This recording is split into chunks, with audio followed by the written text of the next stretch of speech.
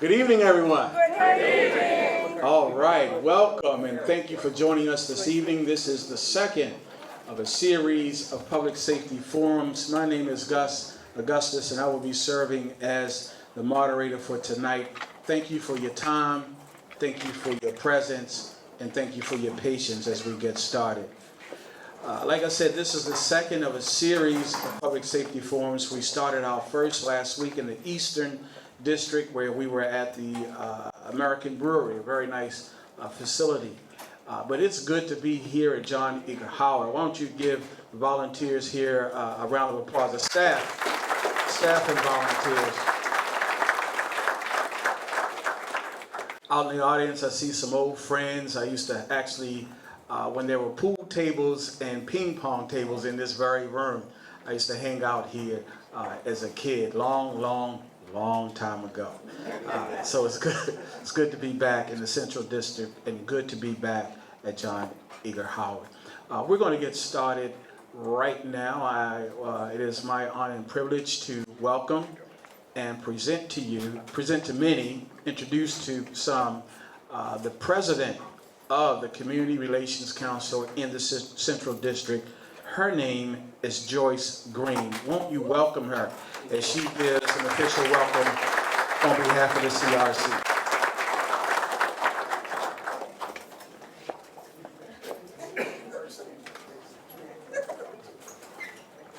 Good afternoon, everyone, or rather evening, everyone.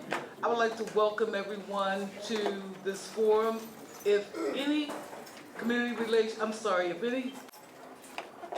association presidents have entered, would you please stand?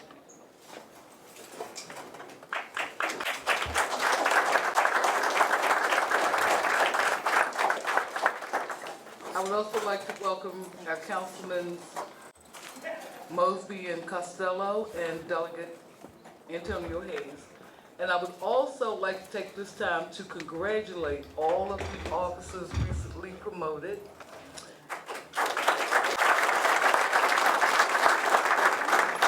I would also like to welcome the members of Baltimore City Fire Department.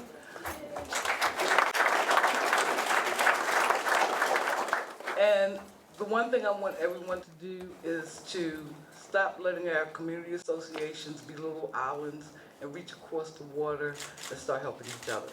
So, have a good evening. Thank you.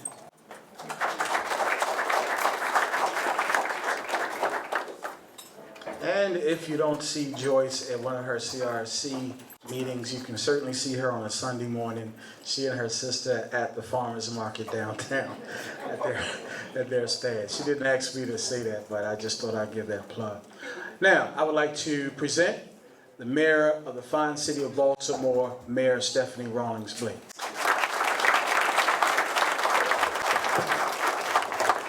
Thank you very much, Gus and Ms. Joyce. Thank you so very much. You know, your leadership in the CRC is invaluable to me. Your feedback is invaluable.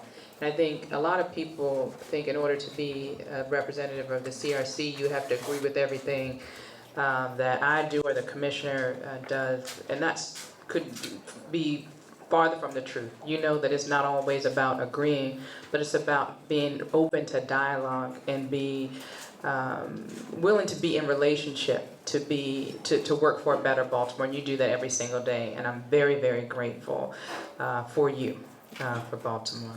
And I want to thank Councilman Costello, who has participated on the Crime and Grime walks with me. Thank you very much. And Councilman Mosby, thank you very much. And Delegate Hayes, you're welcome to come 8 o'clock in the morning for our Crime and Grime walk. It was early. But I want to thank you all for being here. Definitely the members of the fire department who are here. I'll just put a plug in for them. This department is very focused not just on responding to 911 calls, but being a part of the community. And I say that they want to help us to reduce fire deaths and to increase safety in our homes. And to that extent, if you call 311, you might think you have enough smoke detectors, but why even guess? You know, why take a chance? If you call 311, within 2 hours they'll come out. They'll do a top to bottom evaluation, fire safety evaluations. Because of the generosity of the grants that we've been able to get, we have available to the public free of charge the smoke detectors with the 10-year batteries. So you don't have to worry about looking around at the 7-Eleven for the 9-volt battery that you don't feel like going to buy and your husband forgets to buy every time you ask him to do. When you have the beep, beep, beep, you don't have to do that. You can call, they'll put it in 10 years. You don't have to worry about it. And they'll also, like I said, do an evaluation so you can sleep well at night. You'll know that you're protected. And they want to do that. They want to do it for your safety and for theirs. So I encourage you, if you haven't done it, please do it. And if you know a neighbor that needs to do it, please do that as well. And thank you for being here. I want to thank the members of the police department for being here. I think we're in is a slide presentation if I can't see it. All right. So, again, I want to thank all of the residents, everyone, for being here. Thank you for being willing to be in communication with me, with Interim Commissioner Davis, about how we can work together to make Baltimore safer. These forums are more than just talk to me. They're an opportunity to listen to residents and to incorporate your concerns into the policies that improve policing. I heard repeatedly from the last round of public safety forums that we had, and this was when people spoke and on the surveys, and I say that because your surveys matter. Please fill out your surveys. Even if you don't get a chance to answer a question, you can address those concerns on the survey and we'll get back to you. But what we heard in the last round of surveys were two things really stood out: was the issue of police brutality and the issue of accountability of officers accused of wrongdoing. And because of that, the previous commissioner initiated preventing harm protocols to reduce excessive force complaints and excessive force incidents in the police department, and we've seen a lot of progress there. As well, because of the concerns that I received during the last round of the public safety forums, that was the groundwork or the foundation for which I used to go down to Annapolis and fight for reforms for the Law Enforcement Officers' Bill of Rights. And I know that so many of you care about that issue, and I'm looking forward to working with the delegate and the councilman and other members of the General Assembly to make progress on those reforms. I heard very clearly that the public wants the playing field level when it comes to officers that are accused of wrongdoing. And I believe that this Law Enforcement Officers' Bill of Rights, which has been in existence, is that a smoke detector? Okay. Been in existence without change for decades, it needs to be updated. And I also want to say, because of the feedback that we got from the last round of public safety forums, it's what drove me to ask the Department of Justice to come in with their COPS office to work on a collaborative review of how we can initiate better community policing strategies. So we're definitely getting there, and because you're here today, it is a sign that we can continue to make progress. We're going to continue to make progress when it comes to body cameras. The RFP has closed, and we had 10 vendors that applied to provide body cameras for the pilot program. I'm excited about getting that pilot program started. I take that work very, very seriously, and I'm looking forward to being able to implement that citywide after we do that pilot program.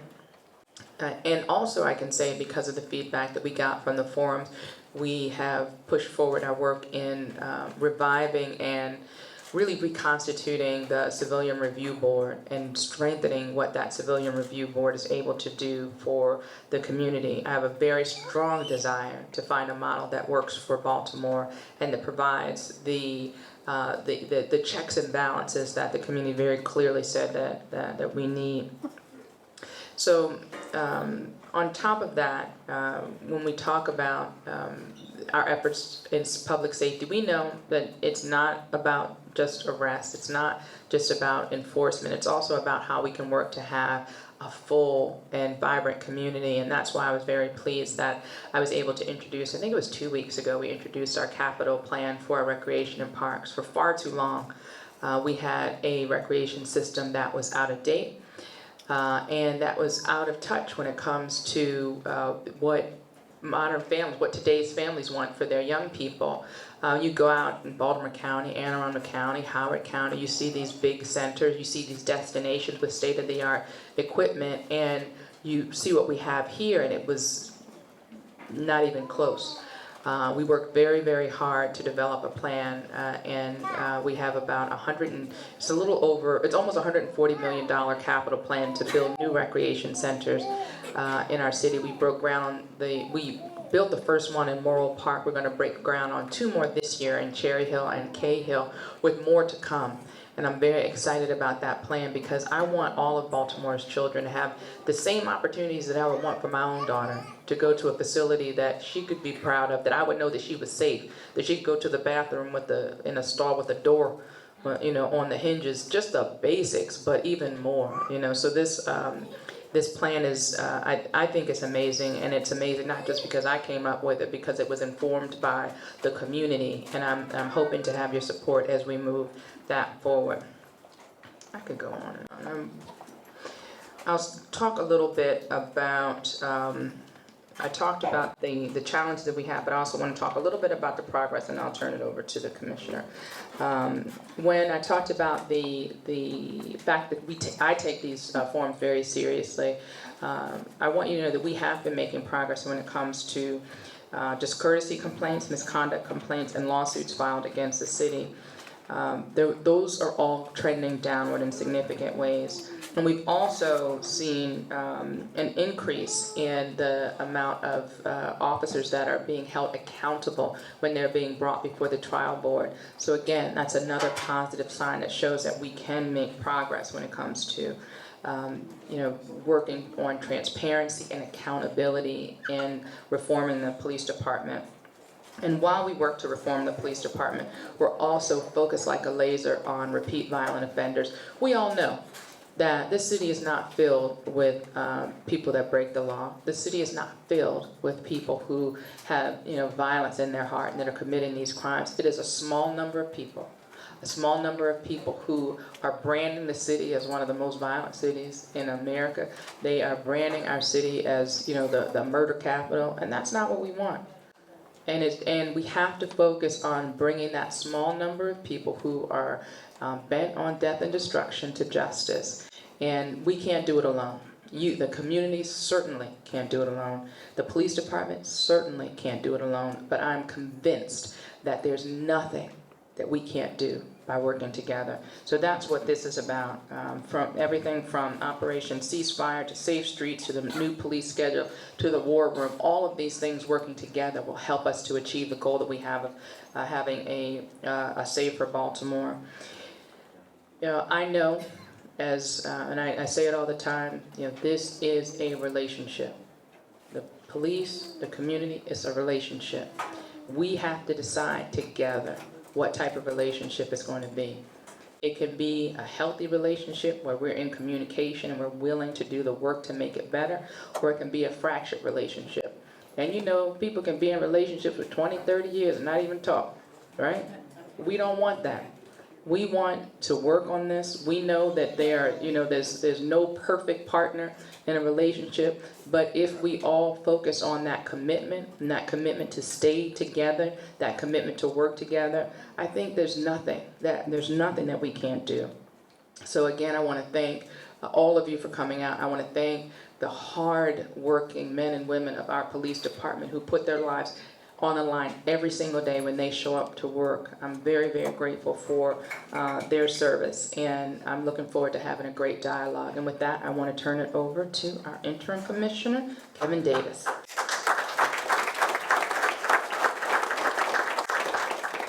Thank you, Mayor, and good evening. I haven't known Joyce Green for very, very long, but in our short time together, Joyce, I hope you don't mind me saying this, and if you do mind, you'll tell me later. I can tell what Joyce is going to say to me by her facial expression as she's walking up to me. And there's no more caring community leader that I've met, and this is my third Maryland law enforcement agency, than Joyce Green and the other CRC presidents who serve our 9 district stations. And Joyce, you know your newly promoted major is way there in the back, Major Mark Howe, 36-year veteran, recently promoted to the rank of major and the commander of the Central District. So congratulations, Major.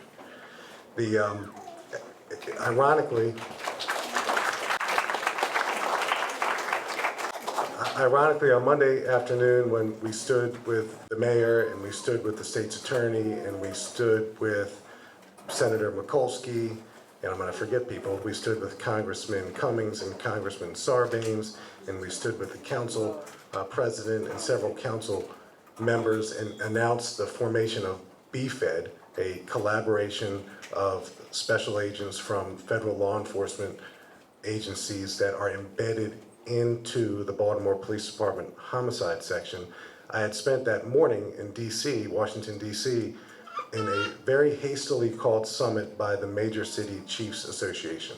So there's 18,000 police departments in America, and Major City Chiefs represents the 70 largest police departments in our country. And that summit was called by Kathy Lanier, DC's police chief, and Gary McCarthy, Chicago's police superintendent, because there's a national uptick in homicides that our nation has not seen since 2006. Now, the good thing about 2006 is that 2007 was a whole heck of a lot better than 2006. So enough of us were around in 2006 that it was a great idea to come together and figure out what we did right then to fight our way out of it and what we need to do right now to fight our way out of it. So as we look at major cities and big counties across the country that are experiencing an uptick in homicides, it's pronounced in Baltimore. It's pronounced right now. It's pronounced in Milwaukee. It's pronounced in Houston. It's pronounced in Chicago. It's pronounced everywhere. But one thing for sure, every major city is experiencing an uptick. And the conversation really found its way to a discussion about highly motivated, violent repeat offenders. And what do we do about them? So as the conversation went on Monday morning before I came back here and participated in a press conference with the mayor and others, people started talking about Baltimore. Well, Baltimore has this war room. What's that all about? Tell us what that means. It's crime analysts, it's detectives, it's prosecutors from the state's attorney's office getting together and really a huddle every day, all day long, figuring out what to do about highly motivated violent repeat offenders. And what else is Baltimore doing? Well, we convinced our federal law enforcement partners to send us your resources to work for us in the daily crime fight. Big departments typically send detectives to federal law enforcement agencies to engage in long-term and expensive investigations that sometimes take years to complete. But where we are now in the summer of 2015, we can't wait. So we've received just unprecedented cooperation from our federal law enforcement partners. We've got some good announcements coming up later this month about some commitments that the state of Maryland is making to Baltimore, and we will fight our way out of this collaboratively. But we can't do it without the community. We can't do it without meetings like this. We can't do it without anonymous phone calls, 911 calls. So we're all in this together. I was asked the same question that the mayor was asked on my way in here. Do you think meetings like this matter? And I know the mayor said yes, and she described in detail why they matter. And I said yes, and I'll tell you this, I find out about what's going on the streets, whether it's in Baltimore or Prince George's or Anne Arundel, it doesn't matter, by attending meetings like this and by stopping to speak to uniformed patrol officers on the side of the road. I don't get a whole heck of a lot of insight sitting in my office picking up the telephone. I can't get a feel for it. So the short answer is yes, these meetings matter, and we can't do them enough. We can't have enough national nights out, and I wish it wasn't just one day a year. I wish it was 365 days a year, but that spirit can live through the year. So as we transition, law enforcement, the profession transitions from one of warriors to guardians, from one of enforcement to protection. We're living in a special time, and that old proverb of may you live in interesting times, we're all living in interesting times, and this is an interesting time for law enforcement because we have to figure it out. And there's no doubt in my mind that we'll figure it out in Baltimore first, and before too long, other people will be looking to us, and they'll say, hey, remember that tough time you had in the spring and summer of 2015? How did you learn from it? How did you get better? And how did you get to the place where you are today as a city? We got no other option. So I'm looking forward to that day, but in the meantime, we'll come to work, we'll work with you, we'll work for you, and we'll fight our way out of this moment. And as the questions come, and I'm really looking forward to the questions, I'll hopefully get an opportunity to describe some other things that we're doing. And the mayor mentioned the collaboration with the Department of Justice. Well, we just stood up a Department of Justice compliance team to make sure that our agency is adhering to the very best practices in law enforcement. Chief Ganesha Martin is here tonight, and she leads that team of very talented folks. So we're looking to become better, not only as your police department, but as a city. And I know we'll get there with your input. So I appreciate the opportunity to just be here with you tonight.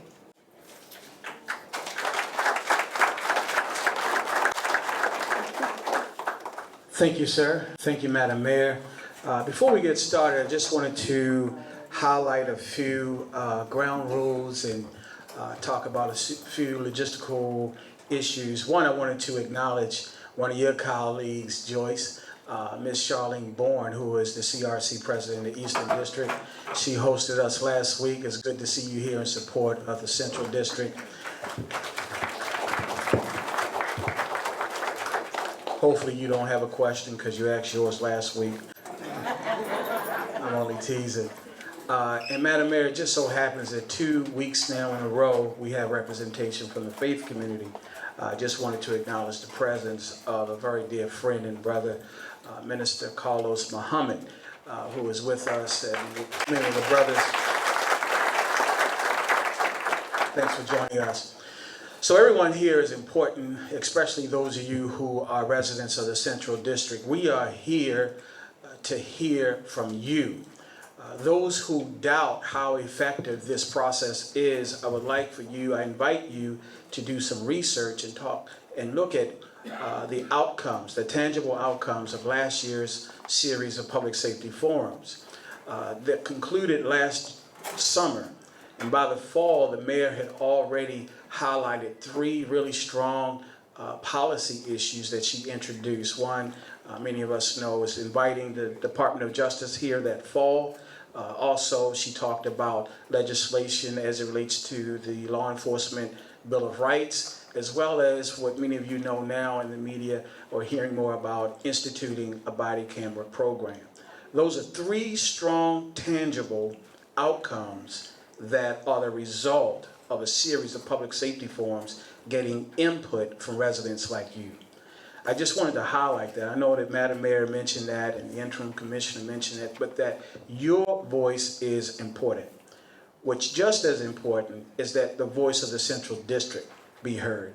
Last week we were in the Eastern District. There were some laments and complaints by some of the residents who felt that their voices weren't being heard. This is what we read in the survey, because there were folks from other parts of the city who wanted their voices heard. In the Eastern District, they felt, some felt that their voices weren't being heard. So I need your help tonight.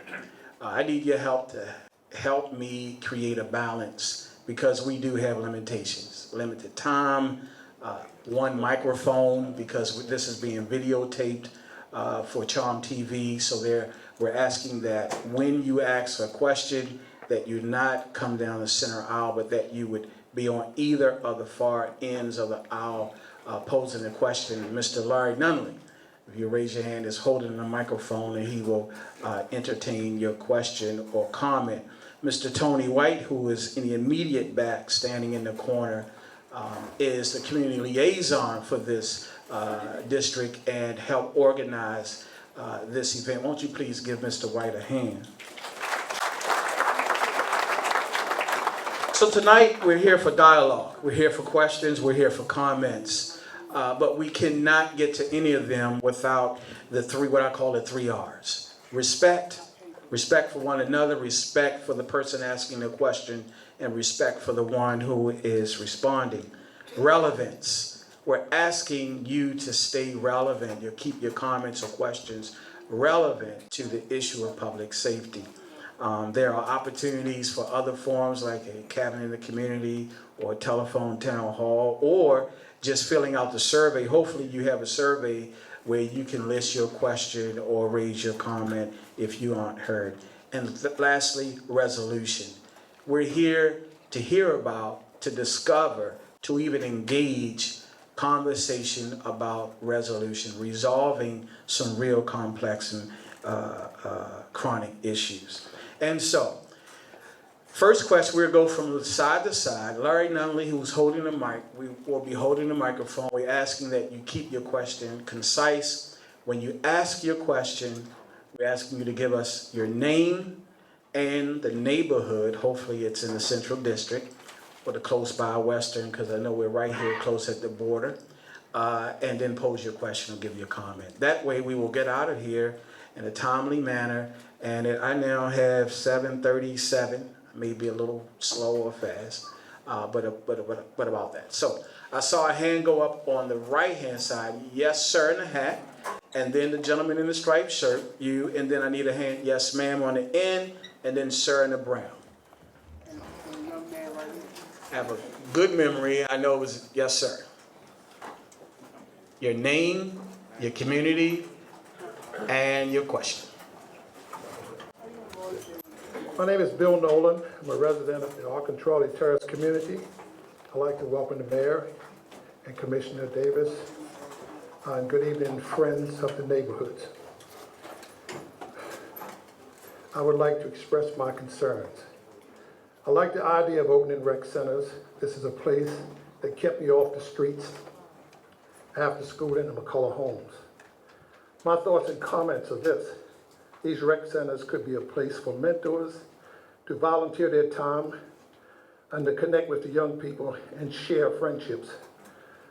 I would like to ask the men of like minds to join in this effort to cast new visions on these young people who will in time be the elders of our cities across America. Improving vision, seeing beyond what's at hand. These partnerships can lead to leaderships. Knowledge to be passed on for generations to come. If there's no innovation, then we will be stuck with what we already have. I like to say also, in my retirement, I drove for the summer camps in Baltimore City, St. Francis, Somerset, Latrobe, Gilmore, McCullough, Rhodesdale, Elmont, and I found that to be a rewarding experience for myself and the young people. Thank you.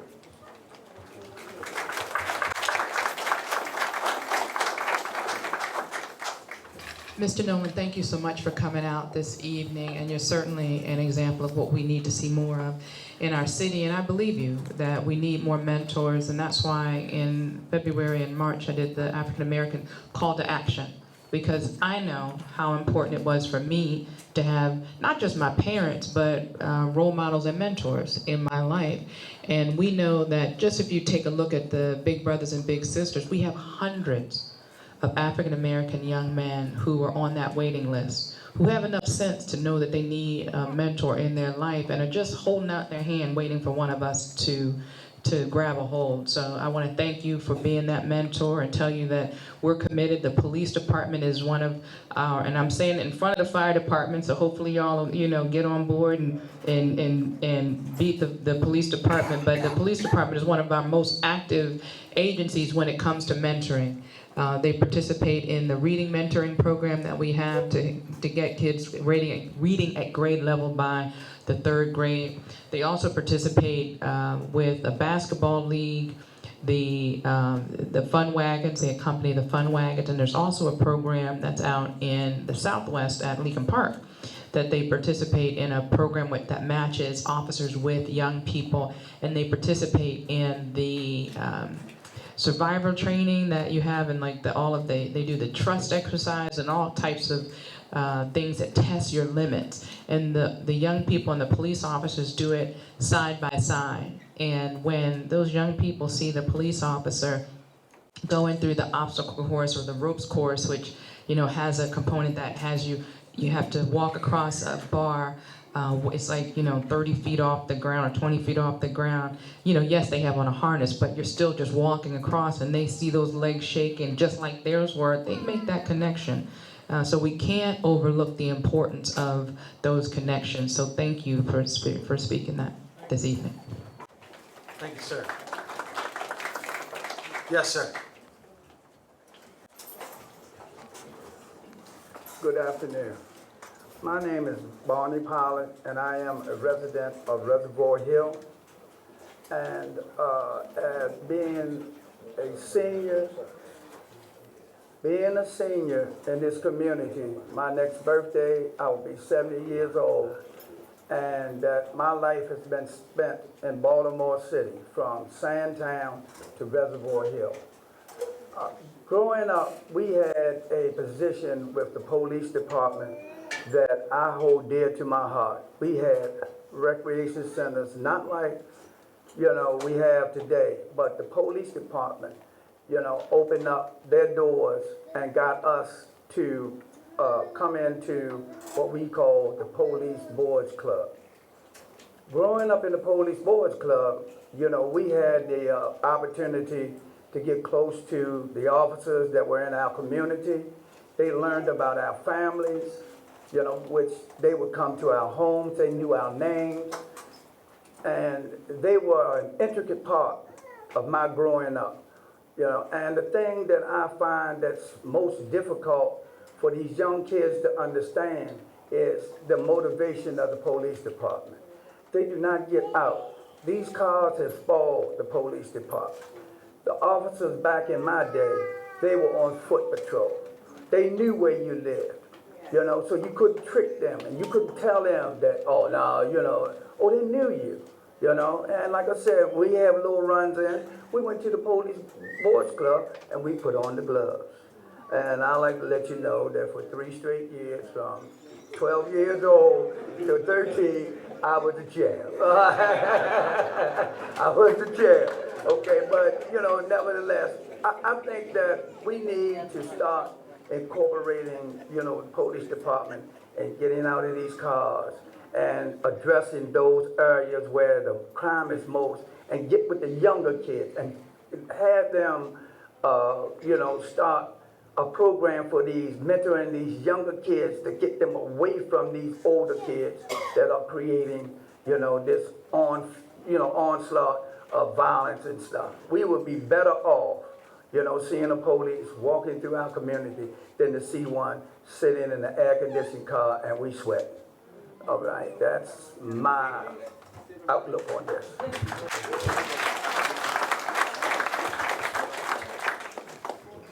There's no doubt in my mind that you were the 3-year champ. Boys clubs kept me out of trouble growing up. I'm 4th generation public safety, and my dad says, or still says, that when the 1970s hit and police officers all got into police cars, that was kind of the beginning of the decline of foot patrols and the interactions that we so very need, fast forward to 2015. So what we've done here, and we're not done with this yet, but we compel patrol officers to get out of their cars every day. They have to spend a half an hour out of their cars. That's step 1. So we've seen them do that. The challenge for us is these young patrol officers, and the average age of a police officer in a uniform in Baltimore City is about 25 and a half. They don't know what to do when they get out of their car.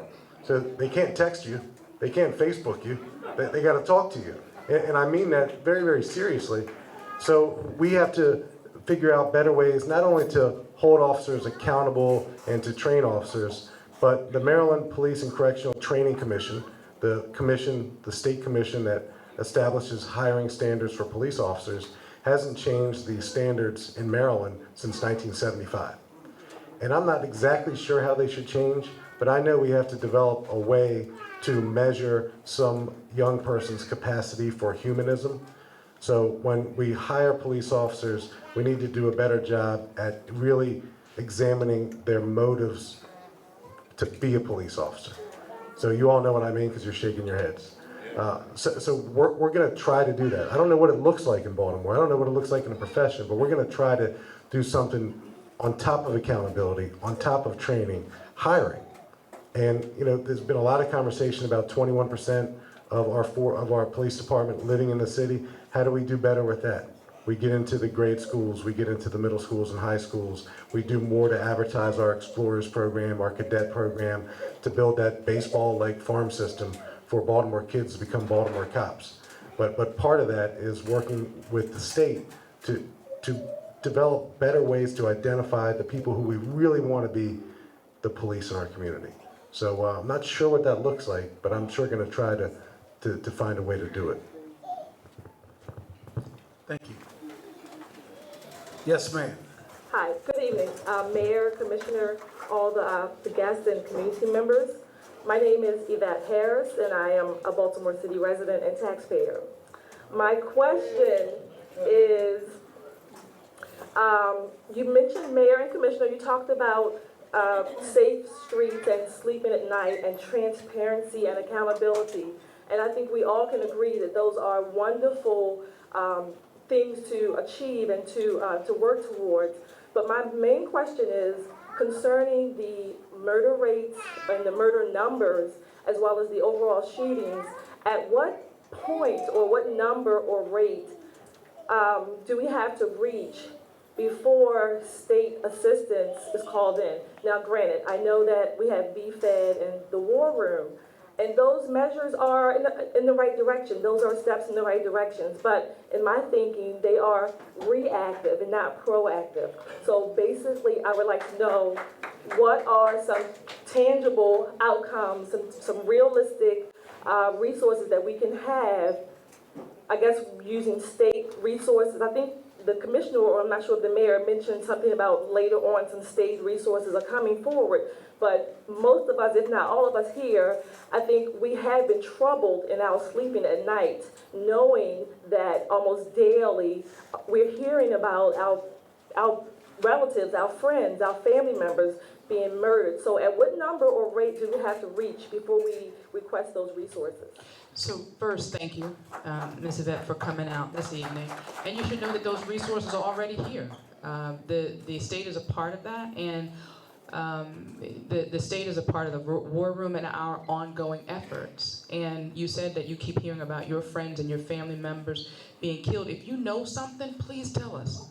Because what we know is the individuals who are being killed and the ones that we know are perpetrating, these are known entities to each other. This violence is not random. This is a lot of gang-related and group violence-related back and forth, domino effect, retaliatory violence. So if you know any person that is a part of that, you can help us to break that domino effect. So please, I don't want you to come forward right now, but we're here in the back of the room, we're outside. Please give us some information so we can help bring those individuals to justice. So the state resources are already in place. They're in place in the War Room, and there's even more to come.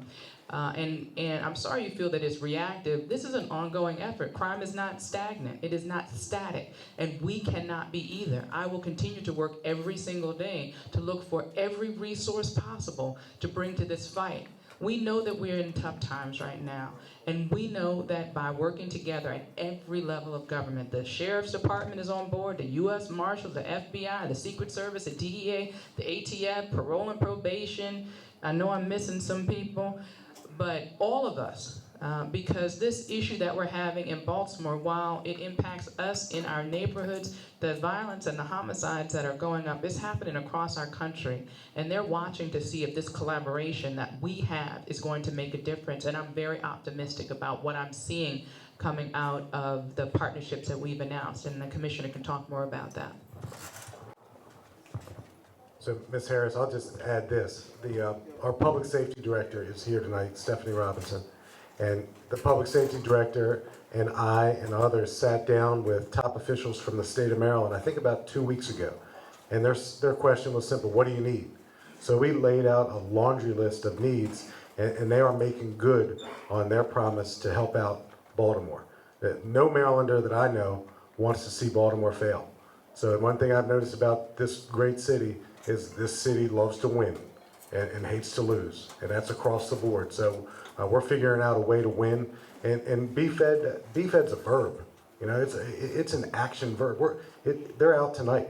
So the war room's a verb. It's looking at things and going forward. So those two things that are new in the last 4 weeks, it just demonstrates that just like our city, your police department's not going to stand still and take body blows. We're not going to tread water in the deep end. We're going to try things out, and we'll make adjustments along the way if they don't work, but we're certainly going to try to do more.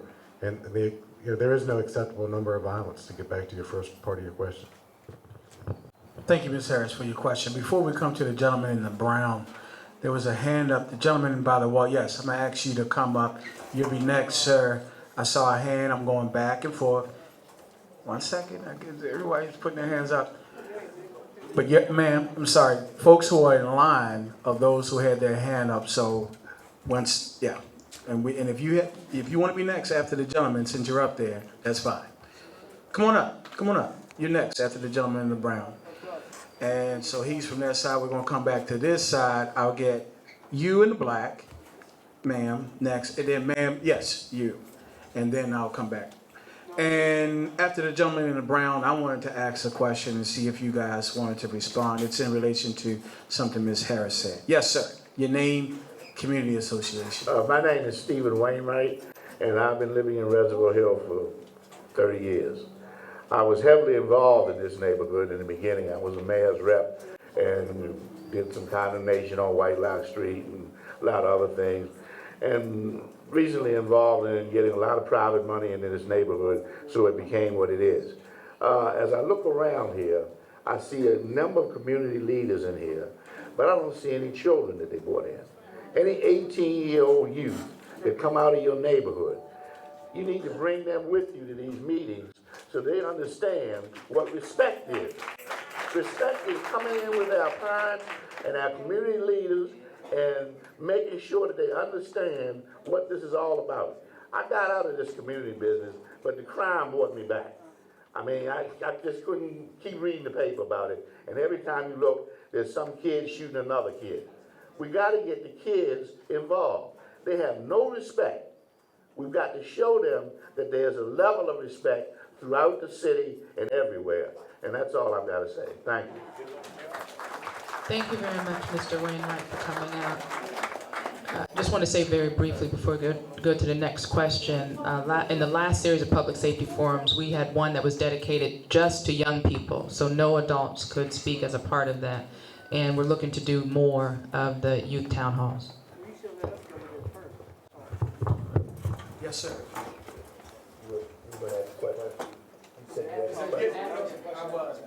Go ahead and get it. Yes. My name is Aaron, coming from the Sandtown, Winchester area. My question is, when are y'all going to stop implementing the Willie Lynch?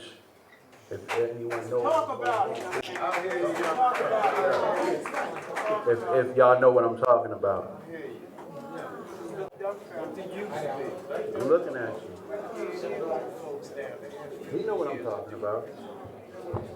So you would need to be more specific, sir. Ma'am, I don't know much because I'm not educated. Y'all take out. I'm not trying to demean you, sir. I'm just trying to address your question, and we need more information or more to be more specific. Community leaders that speak up for police racist. Yeah, we are the community leaders. Help them out. Yeah, okay. Well, Baltimore City Jail. Look at Baltimore City Jail. Okay. Which is ran by black people, correct? And who's the majority of the people that's in jail? Black people, correct? So, I mean, what are y'all doing? Y'all saying y'all helping us. Y'all not really helping us, bro. So you know that the state runs the jail, so let's... One more question. Okay. One more question, ma'am. Mm-hmm. Who hires the police officers? We do, so what's your question? Isn't the public supposed to hire the police officers, ma'am? So one of the things that we did, is that your only question? I want to make sure that you get them out. Go ahead. My questions are coming as you're talking, so man. You have one, because there's a line, you have one question. I want to make sure that that's the question that you want me to answer. If it's about who hires the police department, I'd love to talk to you about the work that we're doing, incorporating the community into that hiring process. how to stop the Willie Lynch. So when you talk about the, how do we make sure that we're hiring a department that is diverse and sensitive to the needs of the community, one of the things that I'm really proud of, and Commissioner, you can talk about it, in the police department and in the fire department, we've incorporated the public into the onboarding of officers as well as the promotions. So when we are looking for promotions in the fire department and we're looking to do promotions in fire and in the police department, we've engaged community members to be a part of that process. So it's not just, you know, an internal process where people have said, internally and externally have said that process leads to furthering the types of behaviors that we don't want to see and we don't want to see move forward in the department. We've incorporated the community, so the promotion, the qualities that the community is looking for when we're looking for leadership in the department, whether it's a fire or police, reflects the city that those officers serve in. Thank you, Mr. Aaron, for your questions. No, wait a minute. Gus, I'll just add to that. And then we're going to go to the next. I hear you.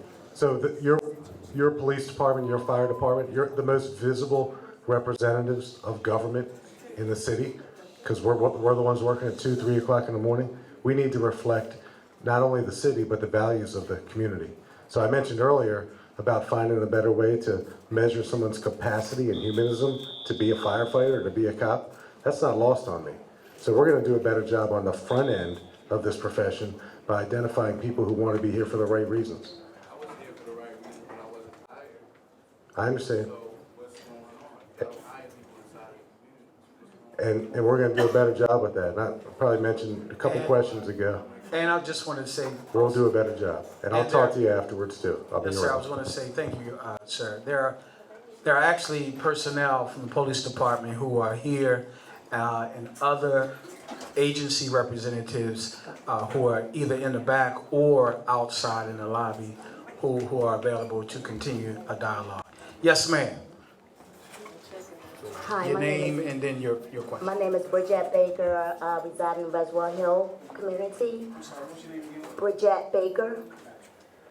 Thank you so much, first of all, for the mayor, commissioner, and number one, John Edgar Howard.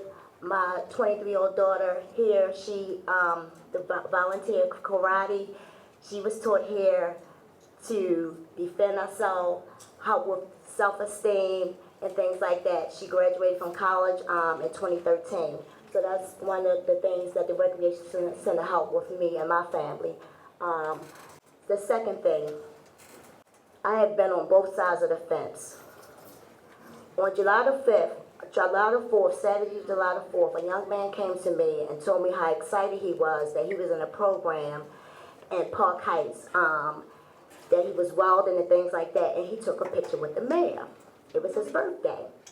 So I went into the, I kind of sort of didn't believe him because he would tell me he would get himself straight and things like that. Well-mannered young man, didn't walk around with his pants hanging down. You could tell he was just out here dipping and dabbing. I saw the newsletter. The next time I saw him, I believe it was Saturday, July the 11th, and I saw him and I hugged him really, really hard. And I told him how proud I was of him. This was 6:30 p.m. A half an hour later, 12 gunshots fell off. That was the young man. My daughter, my 16-year-old daughter boyfriend witnessed the whole thing. This was 7 o'clock at the back in the park basketball court. Over 30-some people saw this. No one said anything. If you're that bold to come out broad daylight and shoot somebody down, shoot them, and then empty the gun, that is not snitching. That's not snitching. Okay? If I would have saw it, I would have told everything I saw. And I'm not afraid. I'm not afraid. If that was my mother, my brother, my sister, I would want you to say something. We have to stop with that snitching mentality. Just like the open air drug market. I got locked up, cop in the open air. I got what my hand called for. Okay? Now, stop being afraid to talk to these young boys and know their worth. Did you know a black man invented the board for the PlayStation and Xbox?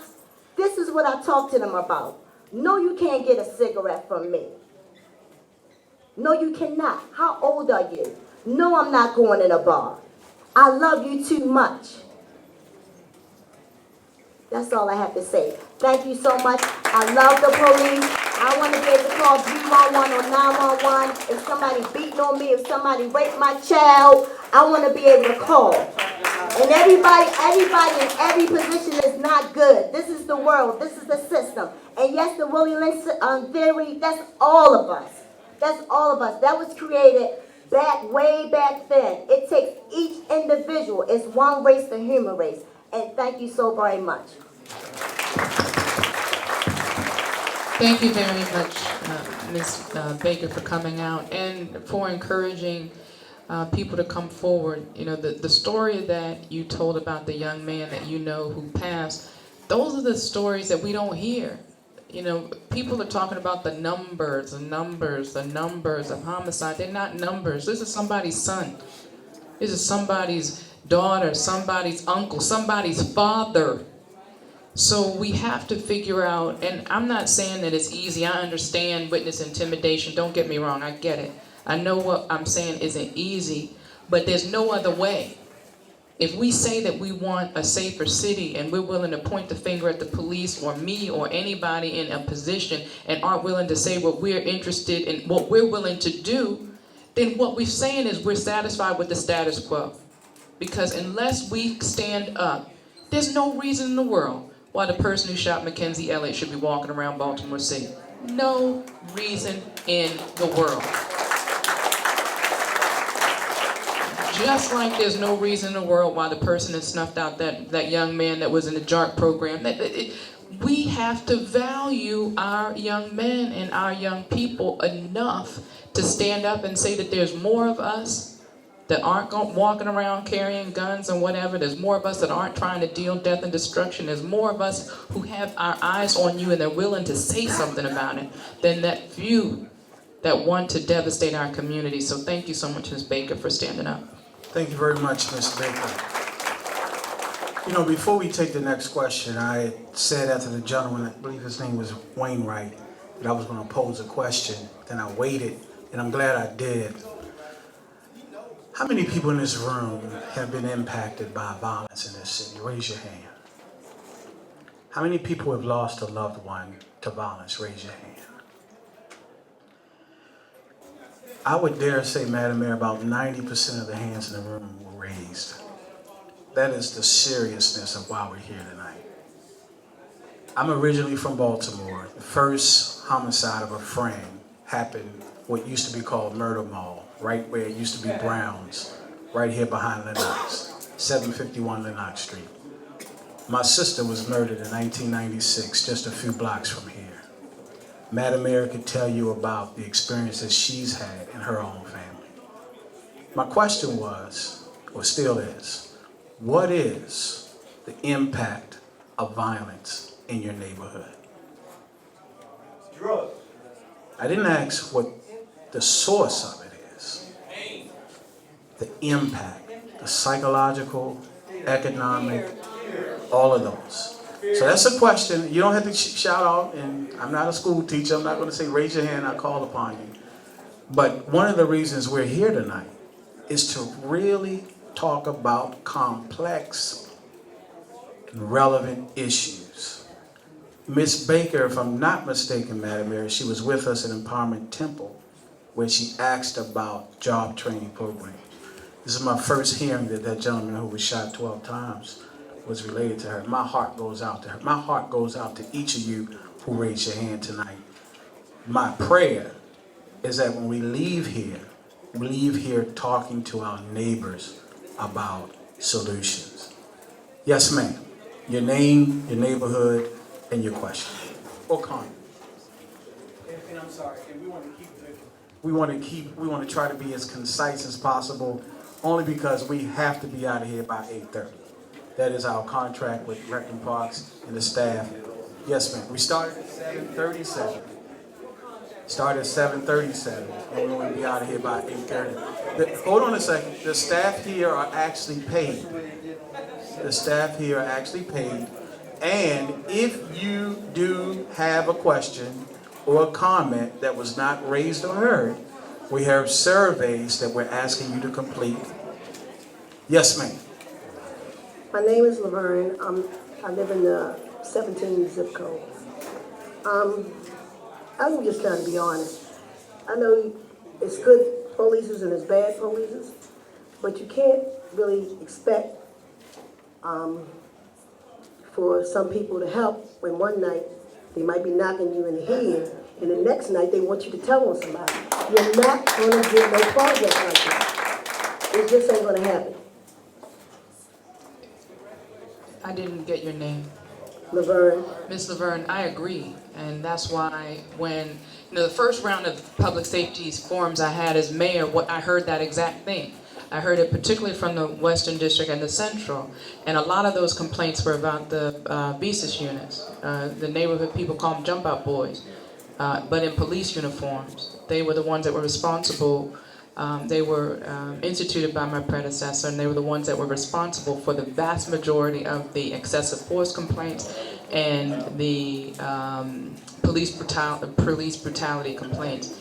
And in that same year that we were able to bring the homicides down to the lowest number they've been since the 70s, while I was expecting community members to talk about this progress that we made and how proud we were about that progress, what I heard very specifically was how mad they were at this specialized unit that was doing exactly what you were talking about.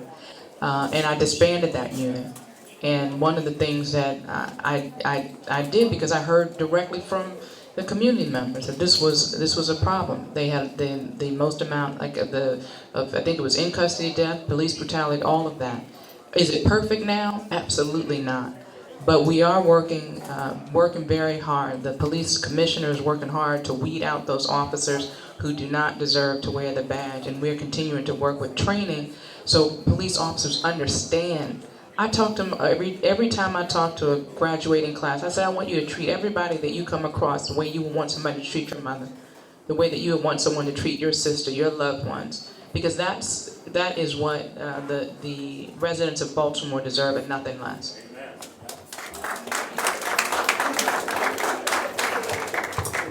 Thank you, ma'am.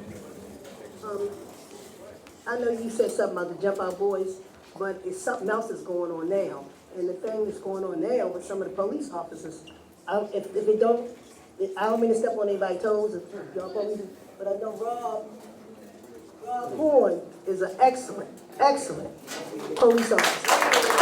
And he's been that friend for years. And he has walked up on police that was doing stuff that they wasn't supposed to be doing. And soon when he walked up, they jumped in the car and pulled off.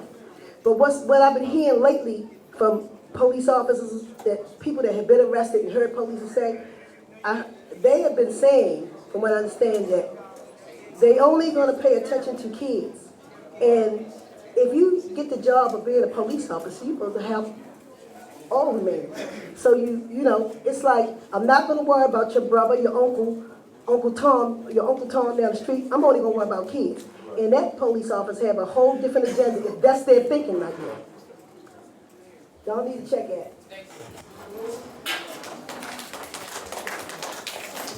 So we have, after this gentleman in the light blue, who came from Ms. Shirley Duncan, I'm gonna just work my way, gentleman in the striped shirt, and then ma'am, you in the brown shirt.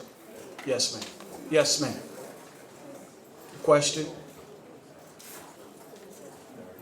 Yes, my name is LaVon White, and I live on the east side.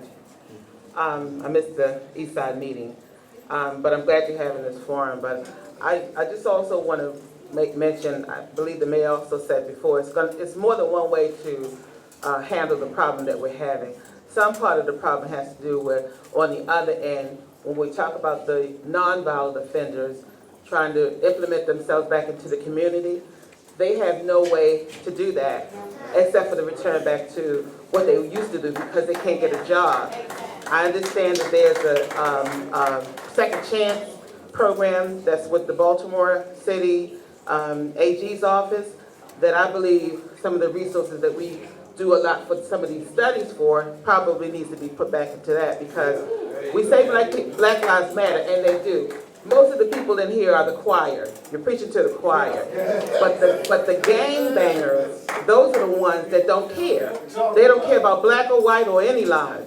And we need to find a way to kind of stop feeding their group, at least by allowing some of the ones that nonviolent, first offender, to be restored back into the community. I think that's a good way to handle it. And we need to dismantle some of the systems that keep us into poverty, like mass incarceration, like some of the perverted justice systems that we have with people that ticket and have warrants and don't know anything about, and then they're arrested and then they lose their jobs and stuff like that. You know, poor education. So we need to do some things that will dismantle some of the issues that are keeping us into poverty. And the last thing I want to say is, there's been a lot of killing, and our children are afraid. I'm afraid. But we need counseling for our children, just like in some of the white schools, when they have somebody, you know, pass away, a classmate or whatever. Our children also need counseling. They've been through a lot of psychological damage. A lot of them are afraid to leave their home. They don't even have to leave their home. They're being shot right on their porches. So we need some counseling also for our children. And it needs to be provided immediately. Ms. White, so first I want to thank you for coming out and tell you that I agree that we have to do more than just incarcerate. I talked about that before. That's why one of the proudest things I was about the time when we were able to continue to drive crime down is we were driving the arrest rate down as well. I don't believe in mass incarceration, and my record reflects that. I know how difficult it is. I was a public defender for almost 10 years. I know how difficult it is to try to revive your life when you have a record. That's why I've worked to be very targeted in our enforcement, and that's also one of the reasons why I fought to bring ceasefire to Baltimore, where we target those individuals who are affiliated with gangs and group violence, and we give them a way out. Those are their resources. If they want a way out, if they want to change their life, those resources are there. But we also have to stand together as a community and say, the choice is yours. If you don't want a way out, you can't be a part of our community. We have to take you off of the streets. And one of the most powerful things that I saw, that I experienced as a part of the last call-in that happened with the ceasefire, was a young man that had just been, he'd been incarcerated for more than 2 decades, and he had been out for 6 months, and was given a chance through an employment program to start his own business. And he was speaking very plainly, in a way that I know I can. I believe in what happens when you talk peer to peer. You know, and I know, while my family's been impacted by violence, besides working in the jails, I've never been, when my shift was done, I was gone. You know, I don't have that experience. So to talk to those individuals, peer to peer, it was powerful to hear him tell his story and to speak to the men that were there for the call-in about the fact that change is possible, and they should believe that there's another life that's possible. There's so many people that believe there's nothing out there, there's nothing out there, there's nothing out there. And there was a man here that said, don't believe that lie. There is something out there, and I'm a testament to that.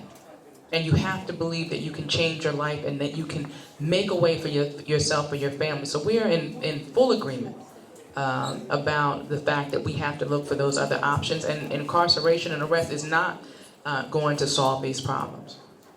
And thank you. You know, before we... I did forget one thing. You talked about the trauma, and I wanted to make sure that you understand, and the rest of the community understands that the health department is performing what's called trauma-informed care training. So that is for community leaders, that's for school professionals, that's for people in hospitals, that's for people in our faith community, that's for whoever needs to be able to identify the signs of trauma and to help shepherd someone who is experiencing trauma through that trauma. The health department performs that training free of charge. So we're doing that in the schools, in the rec centers, anywhere that any place that wants it, the health department will do that training. Thank you, Madam Mayor. I just wanted to highlight, you actually, well, you didn't steal my thunder, but I wanted to mention those who have your surveys, if you have a pen or you are in need of a pen, there are pens outside. If you want more information about the trauma-informed healing training, just write that note on your survey and we'll be certain to get that information to the health department. As Madam Mayor stated, there are staff that actually go out to the schools, go out to community associations, and it's all at free of charge. And before we go to this young man, I just want to say that we know we know when we set up the forums that there's always going to be more questions than we have time for. That's why we set up the 9 forums. We're going to have the youth town hall, and that's why we have the surveys. We know that this is not the answer to every problem and a way for every single question to be answered in this time. But I do want to hear from you, and that's why we are here, to use the time that we have in the most productive way possible. Yes, sir. Hey, how are you? I just wanted to say first off that, I'm Shavon Crawley. I don't prefer to say that. And I just wanted to say that I've been trying to get a hold of you since November, so I'm glad to finally be able to speak with you. First off, I just wanted to say that I agree with what you said earlier, that there needs to be people that needs to speak up when they see these incidents, but I also believe that these quote-unquote good cops need to expose these killer cops as well. And so there needs to be an equal balance with that. Also, I just wanted to, thank you. I just wanted to pose the question to you. This is an honest question. I just wanted to know where exactly are any gun stores or places that you can get bullets in these neighborhoods. I know that there's a lot of guns and there's a lot of bullets, and if my gun runs out of bullets, there's got to be somewhere else that I can retrieve more bullets. And so I guess my question is, who is supplying this weaponry, and if there is a specific place in these communities that we know about, why aren't we scratching on their doors, knocking them down? And secondly, I know it's only one question, but I really do need to say this, is I noticed that a lot of the homicides, a lot of them, more than half of them are headshots. And so not only are these people being shot, but they're being shot and to a point where they can't even speak for themselves. And so I guess my real question is it really us killing us, or is there somebody else out there that's, at first it was an uptick, and now it's an upset. And so I guess my question is, it's just not making any sense. It's just not adding up. And so I can't sit up in here and just kind of be fake about it and be inauthentic, because I want to be authentic with you being my mayor. And I just think that this whole thing is baloney, and it's just not making any sense to me. So I'll try to go back to your first part of your question, good cops and bad cops, right? Like any other profession. But it matters more with law enforcement. It just does. So a member of our faith community told me years ago that the community won't trust its police department until the community knows that its police department respects them. And I get that. And the older I get, the more and more I profoundly understand that. And I know I've had this discussion with the mayor, and she's pushing the body camera project forward. If we had body cameras to hand out today, and trust me when I say this, it'd be a line of cops out the door. So it's one of those rare moments where the cops want body cameras, the community wants body cameras. Body cameras will make us more accountable as a profession, not just in Baltimore, but across this country. And it's going to be done right in Baltimore. We're going to do it right.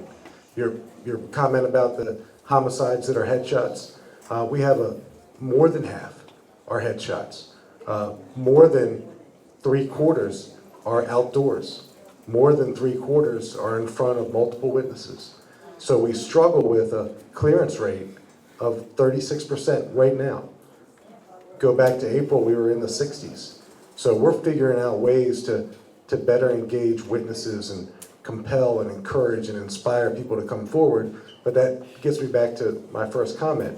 People aren't going to come forward until people know that we respect the community. So that's the work that we're engaging in. There's a paradigm shift in law enforcement, and we're going to get it right in Baltimore, but I appreciate your comments. I hear every word of them. Thank you, Mr. Crawley. Now,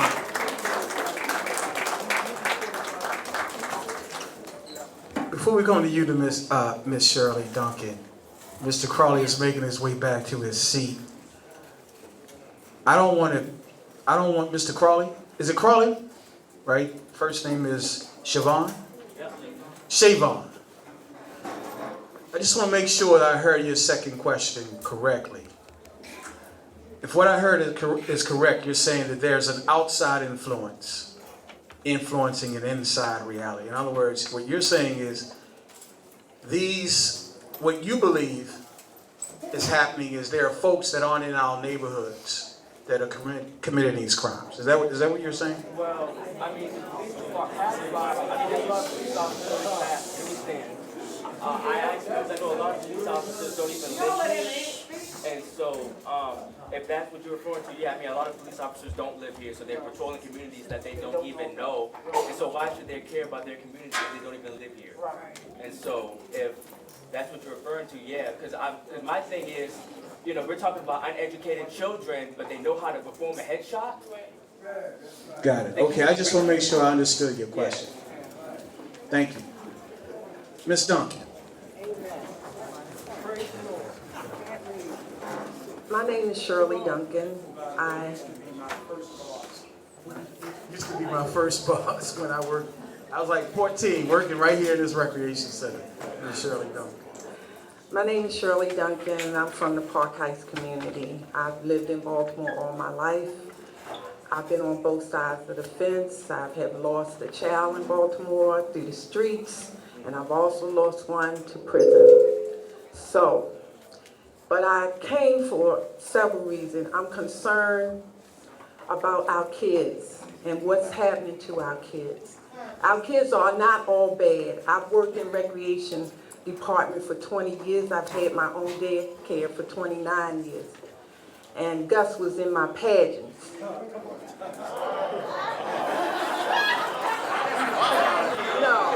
but, and it's all good because now he's assisting the mayor. So it's a positive thing. Shirley, we got to correct. No, what I mean, he participates in programs in the rec center. Okay, let's get that straight. He's amazing. Mayor, I have been trying to speak to you for several years now, and I've gone through the process of going through the chain of command. I have a program that I think, and I've had a program in this city for a long time for culture arts. With our kids, some of our kids don't get out of our neighborhoods. And they don't know about the orchestra, they don't know about plays, they don't know about shows, they don't even go to the circus. We need to provide activities for our children in these rec centers. And I congratulate you on saying that you having new recreation centers and swimming pools. But I think that you need to look inside the recreation department and see what they are doing. Because we got centers that are dirty, that are understaffed, and they're just warehousing our kids. And I have a problem, and that's why I wanted to talk to you. Because I have tried to bring a program, and I've been talked down from staff, recreation parks, and I want to say her name, Stephanie Epstein, or whatever it is, had talked down to me when I tried to bring her something constructive. And Gus knows that these programs work for our kids. If we don't bring these programs to our community, then our kids will never know. Delaport let me take 50 children to New York City to see 2 shows and have dinner. He said, come up with an idea. Those are the things that our kids need. I see kids that are grown now that say, Miss Shirley, you took me to Broadway. And it makes me feel good. And I think that we need some programs. We got centers that you can't cook in the centers anymore. I don't know why. I asked. They can't tell me. I learned how to cook going to a rec center. The rec center saved my life. It saved me from the streets. I believe in these rec centers. And I want to see some programs, some culture art. There has not been a culture arts program in the recreation department since 1993 when I left. And I think we need to do something about that. To save the kids that are in middle school. We can't save the ones that are in high school, but we can save these kids and give them some structure. We used to have Operation Champion, Birdland, and all of these things for our children to go in the corner and they take us to the game. How many kids can afford to go to a baseball game? I need to see our kids hugged, loved, and given some opportunities. And that was my plea today. Ms. Duncan, thank you so much for coming out.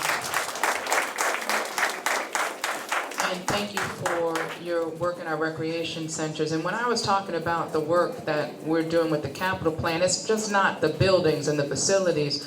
What we need to hear and what I've put forward with when I've asked for feedback on our capital plan for the new recreation centers and the expanded rec centers is not just about the facility, but about the programming, so we can make sure that we get it right. And I couldn't agree more that we need to provide different programming and more opportunities for our young people that might be out of the box type of ideas. That's why when I want to thank the councilmen who are here, because even after the budget was done for the year, when we knew that there were more needs out there, the council worked with me and we identified $4.2 million in additional funding for out-of-school time programming for young people.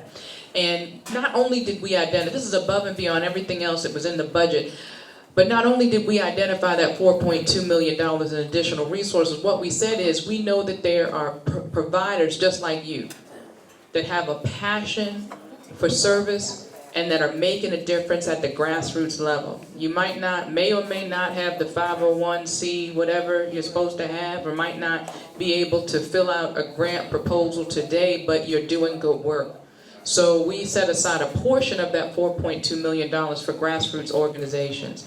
And we partner with Associated Black Charities to work with those organizations so they can, more organizations, particularly at the grassroots level, can receive funding and provide opportunities for young people. So we're in total agreement, and Tony, who was trying to talk to you a second ago, will make sure that you get connected with the resource so you know how to access those funds. And thank you for being here. Thank you, Ms. Duncan. You know, before we go to our next question, I definitely have to, yes, sir, I hear you. He said, don't forget about the people in the back. Tell you what, yes, sir, since you have you're standing there, yes, sir, you come on and step to the mic. That way you're going to speak for the people in the back, but not right now. Just give me 1 second. We had a gentleman here in the strike. After the gentleman here in the strike, Delegate Hayes asked to give a question, and then we'll come to you. I want to give a disclaimer, though, Ms. Duncan, who was my first boss when she said pageant. When we would keep my brother standing home, and I didn't even know he was here, Sean. We used to grow up in this neighborhood right here, boxing. I'll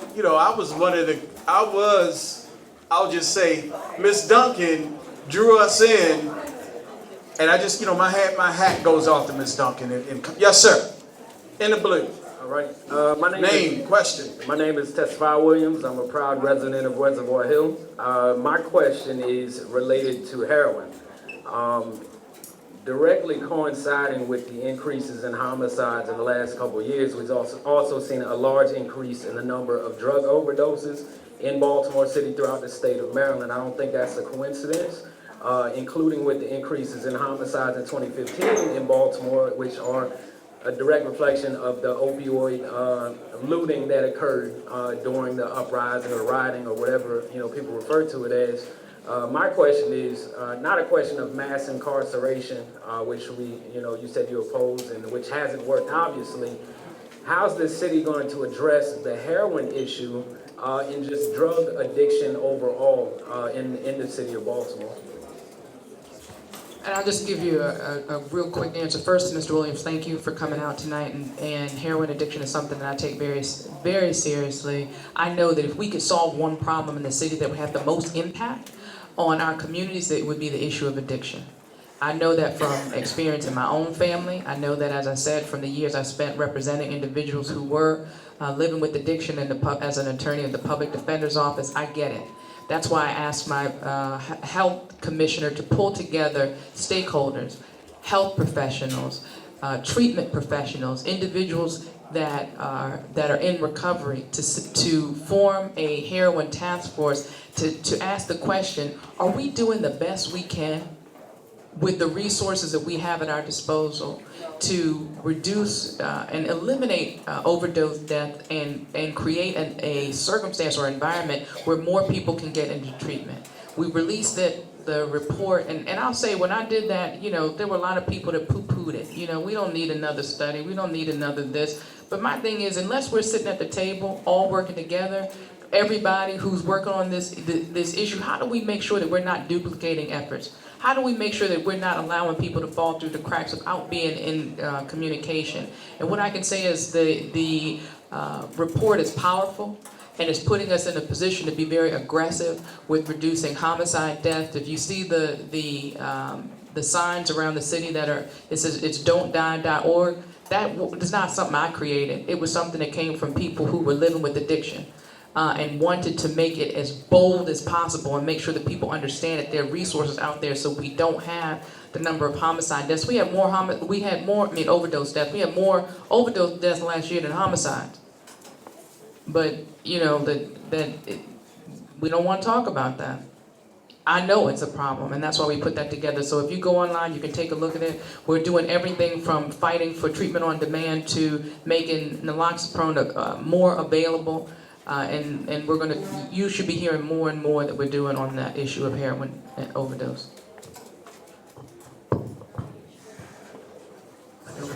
And again, Gus isn't saying it because he's away from the mic, but we're running up on the time limit for this evening, understanding, as I said several times before, that we knew we couldn't get to everybody's questions, but we have the surveys and we have 7 more of these public safety forums yet to be held. We're going to go to this gentleman and then Delegate Hayes. Miss Mayor Stephanie Rawlings-Blake. The delegate was speaking first. Oh, you go right. No, it's all good. It's all good. I was going to let the gentleman go. But really quickly, Madam Mayor, I was sitting here on behalf of some constituents. I'm actually a resident of the Central District, and I just wanted to highlight one issue that's more local here to this community, and it's really a boundary issue.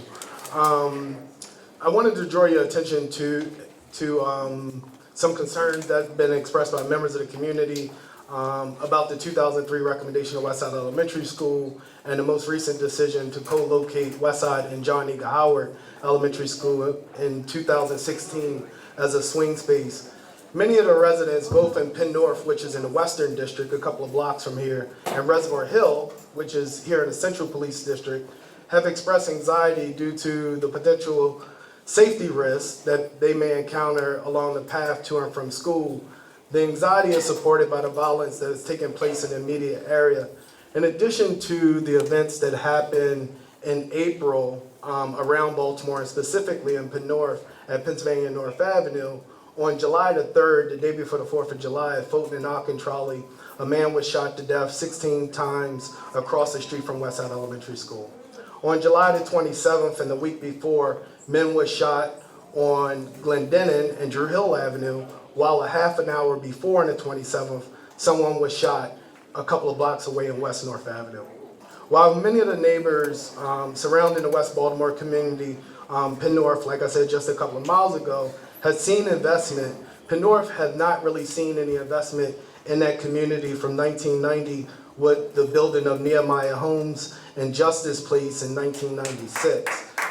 Since then, the community's lost a recreation center a couple of years ago, and in 2017, the recommendation before the school board is to close the only elementary school in that neighborhood, which was the epicenter of the most recent unrest.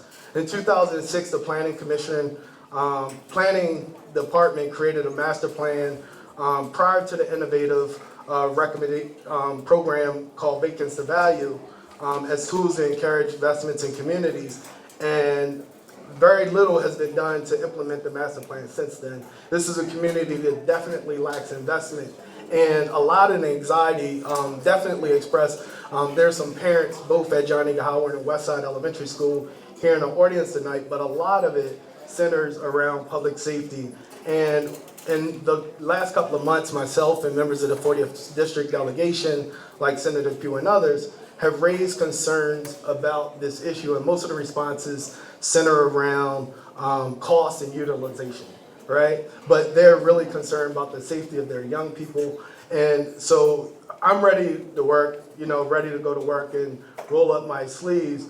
And a lot of times when we ask these questions in the school system, they say it's really the city's responsibility of what's going to happen with the school. And so my question is there a plan for West Side? And I would also, I know, it's a lot that I just shared and I want to wrap up, but I'd be willing to work with you in addressing this issue, because as Penn North was at the center stage in all the unrest, we're about to devastate that community by eliminating the only educational institution we have there. So first, thank you very much for your leadership. And while it is the responsibility of the city, once the school is vacated, to decide what the building it becomes, it does not become my responsibility until that point. That being said, doesn't mean that I'm not willing to sit down and work with you while the school is there to deal with the very real concerns that you and your colleagues have, along with your constituents. And you know that the questions that you answer, we'd be here till tomorrow trying to address to that. I just had to ask. I grew up in Penn North, and so I can't go back home. I'm not telling you not to ask them. What I'm telling you is, I'm not telling you not to ask. I would expect nothing less. I'm telling you how we can facilitate answers, and that's to sit down. And I commit to sitting down. You can put together whoever you want to come, whatever constituents have the concerns, and whatever other representatives that you want to bring to the table. And I'll make sure the school system is at the table, and whatever other city partners need to be there to get these issues resolved. Thank you. Thank you. Thank you, Delegate Hayes. And for those who are wondering how he got to this mic, well, he's an elected official, and I wasn't going to tell him no. But by the way, we do have a few folks from the school system who are here, and I saw her, Miss Nicole Price. She will be available outside. There she is, okay. And she can answer further questions. Again, if you want a question about the school system, please include that on your survey. You're probably running out of space on this survey. Yes, sir. Your name, neighborhood, and question. And it's now 8:40. Okay, my name is Leonard Lyles. I'm a resident at Abelmore Square Apartment down the street from Little Italy. Miss Mayor Stephanie Rawlings-Blake, your police department needs to be reminded that we have constitutional rights, civil rights, that the police department must respect.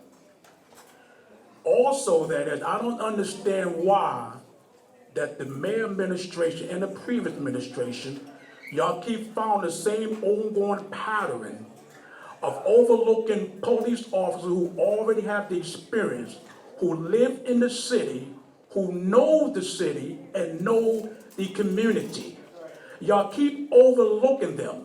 They are most qualified for the position as the top cop, police commissioner, and that go for deputy commissioner.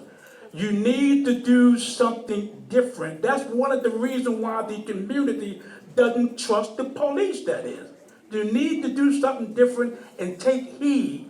Look at the people who's up top, who have the experience, but again, who lived in the city, who knows our city and our community as well.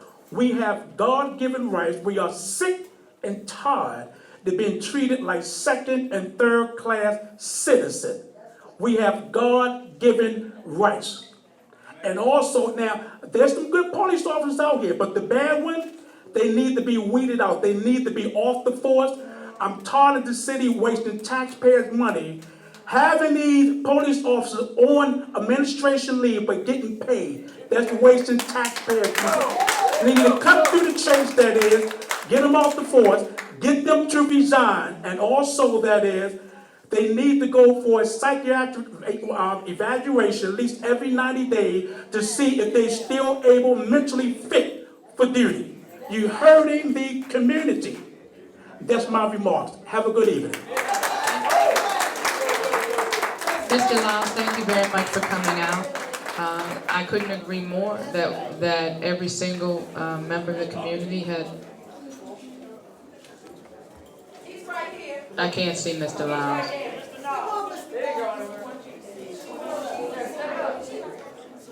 I could go, when you asked the question, I could have stood in the doorway, but I didn't. All right, there we go. I can see you. Mr. Lyles, I agree that the residents of this city have constitutional rights. That's why I invited the Department of Justice in, because after I invited them for this collaborative reform, and I thought that there was more that could and should be done. I asked the Department of Justice to come in just for that purpose, to do a pattern and practice investigation to make sure that we were getting it right for the residents of Baltimore. And additionally, when you talk about the officers who should or shouldn't be on the street, you know, I talked, and I hope you were here when I started off this evening talking about the fact that I was the highest ranking elected official in Annapolis fighting for the Law Enforcement Officer Bill of Rights reform, fighting very hard to make those reforms, because I believe, like you do, that we need to do more to get the officers who do not deserve to wear the badge off the street. I was unsuccessful. Many of the people who have complaints about the department were silent when I was down there fighting for reform for the Law Enforcement Officer Bill of Rights. So I expect to see you with your booming voice in Annapolis in January when I go back to fight for reform for the Law Enforcement Officers Bill of Rights. And hopefully, with your support and the support of others, we'll be able to get that passed. And thank you. All right, so I have 844. We have a young lady that was in Brown that I called. Yes, ma'am. Your name and then neighborhood and your question or comment. Thank you. My name is Leslie Blyther. I'm from Reservoir Hill. I'm a resident there 15 years, and like probably 60 to 70% of these people in this room, I am a super voter. And I think that's what's most significant here. I do respect the fact that you are reiterating that we individually have a responsibility to helping to reduce the crime rate. But you, Madam Mayor, were elected to develop social policies, political policies, and legal policies to aid us in that effort. The National Institute of Health, as well as the American Psychological Association and the Office of Juvenile Justice Delinquency Prevention, all say that there's a direct correlation between education and whether or not a child enters into the criminal justice system. And I am so happy to hear you say that you do not believe that we can arrest our way out nor incarcerate our way out. That being said, the educational budget for Baltimore City is one of your lowest budget items. My question to you is, by what percent? It is one of your lowest budgeted, okay, well my question still is, by what percentage will you be increasing the education budget for Baltimore City? Not only have I increased it, I just got finished talking about the fact that I've increased the amount of resources for out of school time, which is, you know, the fact that it's not just a summer, it is to supplement what the school system is doing. We increased it another $4.2 million over and above the increase that we had from the school budget. I don't know where you're getting those numbers from, but that's not one of the lowest numbers. And the amount that we spend per pupil in Baltimore City is one of the highest around. as far as per pupil cost for education. So there's a lot of money that's being spent in the classroom, and you know, I certainly would take issue with that. So my question is, what is the budget for the police department versus the budget for the educational? So I can get that information to you. I didn't come prepared to have a budget discussion. Thank you. All right, so Madam Mayor, it is now 8:46. You have closing remarks. So I want to thank everyone again. I see the hands that are still up. Please fill out your survey so we can get your questions answered. I want to thank again the fire department for being here, the members of the Baltimore City Police Department, our CRC leaders, our community leaders, and every one of you who have participated. Thank you, thank you, thank you for this very constructive dialogue this evening. Thank you.